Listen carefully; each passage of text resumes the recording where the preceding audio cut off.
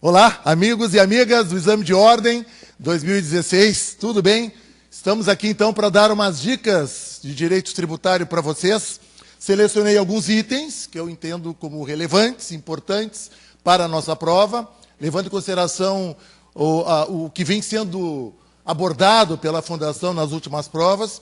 Então vamos nos concentrar neste primeiro item aqui, que eu reputo de importante.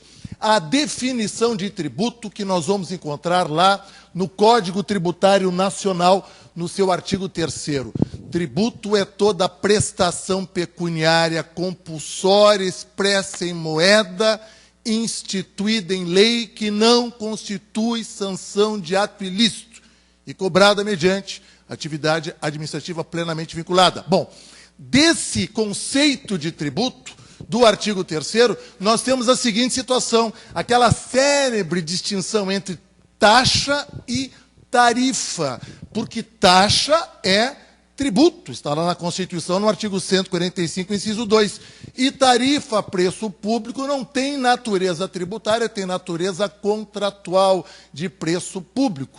A taxa é obrigatória, compulsória, instituída em lei.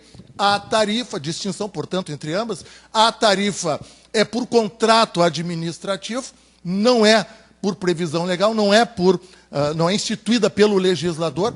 A taxa tem de cumprir os princípios constitucionais tributários, principalmente os da anterioridade de exercício e anterioridade nonagesimal.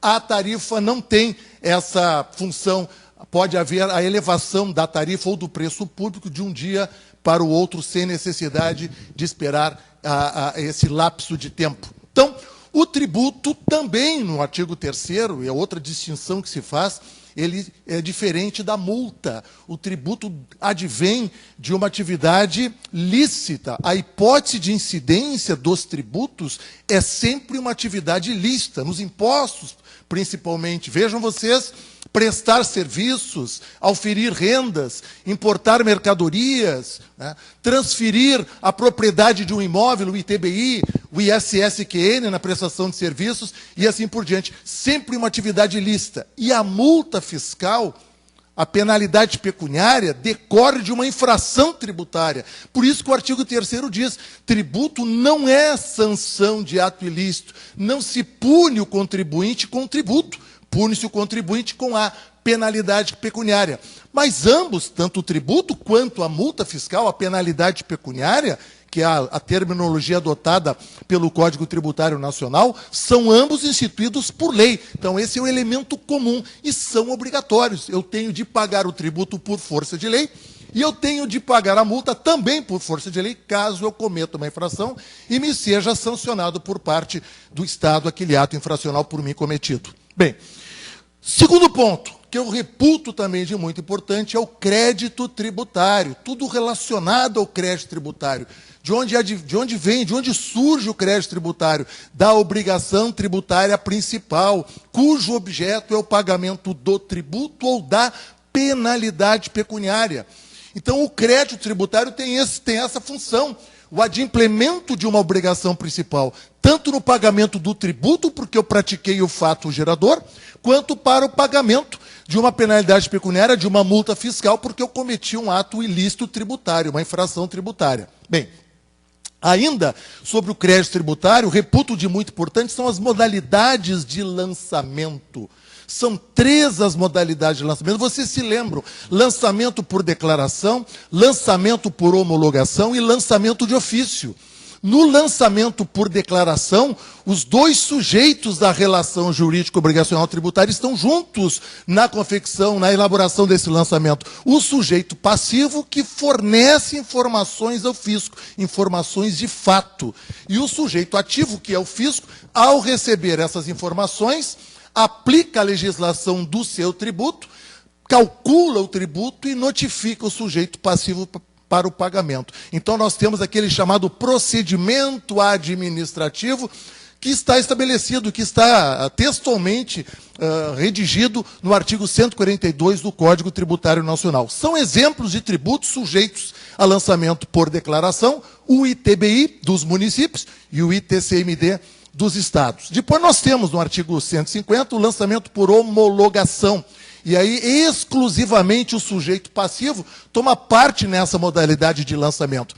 E o sujeito passivo faz o quê? Ele simplesmente antecipa o pagamento do tributo sem ser notificado pelo fisco. E, para isso, a legislação deve estabelecer isso, que o sujeito passivo deve reconhecer que praticou o fato gerador, ele mesmo deve calcular o seu tributo e ele mesmo, o sujeito passivo, deve recolher o tributo no prazo estabelecido pela legislação, sem ter sido notificado pelo fisco.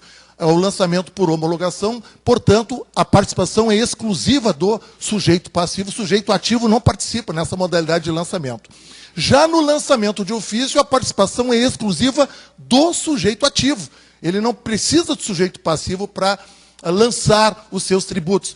São exemplos de tributos, voltando um pouquinho ao lançamento por homologação, o ICMS, o ISSQN, o Imposto de Renda, o IPI, o ITR, as contribuições da União, as contribuições previdenciárias dos estados, do Distrito Federal e dos municípios. Lançamento por homologação. No lançamento de ofício, artigo 149, exemplos de tributos sujeitos a lançamento de ofício e que o sujeito ativo não necessita da participação do sujeito passivo. O IPTU, o IPVA, as taxas públicas e as contribuições de melhoria. Depois nós vamos lá para a extinção do crédito tributário. Fazer a distinção entre decadência e prescrição é sempre um assunto palpitante, é sempre cobrado em prova. O que é a decadência, o que é a prescrição. O pressuposto da decadência tributária é ter ocorrido o fato gerador do tributo e não ter ocorrido o lançamento. Ou o lançamento ter sido proposto pela autoridade administrativa depois de 5 anos. Então, o prazo decadencial em direito tributário é 5 anos. Se nos próximos 5 anos, considerando o que estabelece o Código Tributário Nacional, começando a contagem no primeiro dia do exercício financeiro seguinte, do lançamento que poderia ter sido realizado em julho de 2016, mas o prazo só vai começar a contar em 1º de janeiro de 2017. 5 anos. Se o poder público, se a fazenda pública não lançou nos 5 anos, ele perdeu o direito de constituir o crédito tributário. O lançamento, na verdade, é a perda do direito de constituir o crédito pelo decurso de prazo de 5 anos. Bom, isso há decadência. Na prescrição, nós já temos uma outra situação. O Instituto da Prescrição também vai punir o poder público, mas não porque ele não constituiu o crédito, não, ele constituiu. Houve o lançamento regular do tributo. E aí se passaram mais de 5 anos para propor a ação de execução fiscal. Então, a prescrição pressupõe um lançamento regular que existiu para o fisco. Só não cobrou a tempo. E quando resolveu cobrar, já era tarde demais, porque passaram mais de 5 anos contados da data da constituição definitiva do crédito tributário. Ainda um assunto que sempre está em voga e que, vez ou outra, é um assunto cobrado nas provas, e principalmente no exame de ordem, são os princípios constitucionais tributários. Principalmente no nosso caso, nós, advogados, vamos defender os nossos clientes de situações criadas pelo próprio poder público. E aí nós vamos encontrar na Constituição exatamente os limites, as ponderações constitucionais, a censura constitucional contra determinados atos, ou legislativos ou administrativos. E aí entram os princípios constitucionais tributários, dentre os quais eu destaco o princípio da legalidade.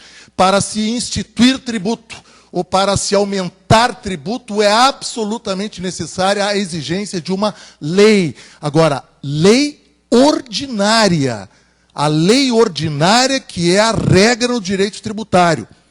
Tributo instituído por lei complementar é exceção.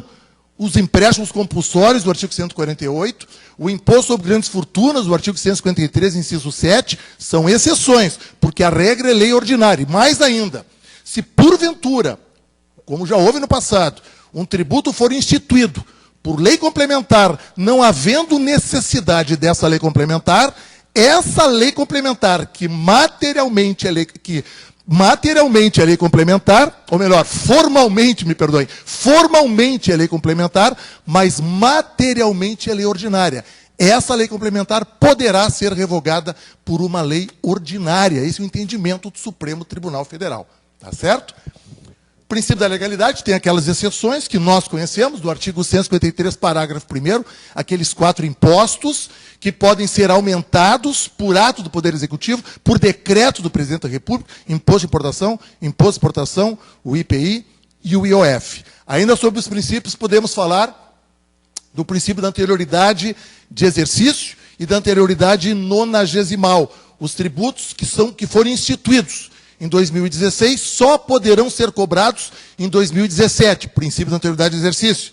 Os tributos que forem instituídos de uma lei publicada em dezembro de 2016 só poderão ser cobrados 90 dias depois, princípio da anterioridade nonagesimal ou noventena. Mas notem que há exceções, e as exceções a esses 2 princípios da anterioridade, tanto de exercício quanto nonagesimal, vocês encontram no parágrafo 1º do artigo 150 da Constituição Federal. Então, muita atenção para essas exceções que, via de regra, também são cobradas em prova. E imunidades tributárias, as imunidades estão lá no artigo 150, inciso 6 da Constituição Federal, né? As alíneas A, B, C, D e E trazem as imunidades, significam que o poder público não pode sequer instituir o fato gerador de impostos, via de regra, a imunidade diz respeito a impostos, mas não exclusivamente, nós sabemos isso, mas na mais das vezes trata-se de impostos, então não pode haver fato gerador instituindo impostos sobre o patrimônio, as rendas e os serviços, dos templos de qualquer culto, imunidade religiosa, dos partidos políticos e suas fundações. Os partidos políticos também são sujeitos a pagamento do IPTU em relação aos prédios de sua propriedade, pagamentos do IPVA em relação aos veículos automotores de sua propriedade. Então tem de haver a titularidade para justamente ter o benefício da imunidade. E eu quero me ater a uma súmula do Supremo Tribunal Federal, que é a súmula 724, que diz o seguinte, é sobre o IPTU. O IPTU que é repassado nos contratos imobiliários.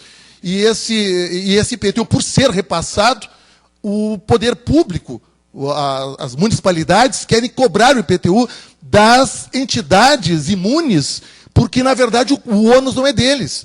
Então, se uma entidade de ciência social locar um imóvel para terceiros, o município vai querer cobrar o IPTU, porque esse IPTU é repassado. Eles não reconhecem a imunidade.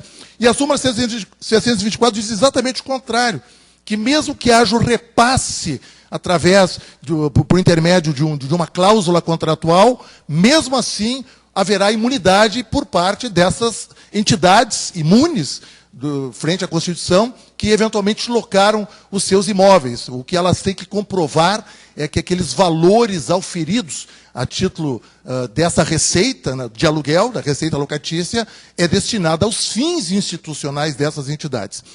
O que eu queria dizer para vocês é que, e que quero dizer para vocês, e vou dizer para vocês, é que é tão forte essa súmula do Supremo, que é uma súmula vinculante idêntica a essa aí. É a súmula vinculante 52. Então, pode ser que a Fundação vá por esse caminho também. Existe uma súmula vinculante, que está repetindo uma súmula já conhecida, que é a 624 do Supremo, súmula vinculante 52, que trata exatamente da mesma matéria. Então, essas são as dicas que eu queria trazer para vocês. Quero desejar a vocês uma excelente prova.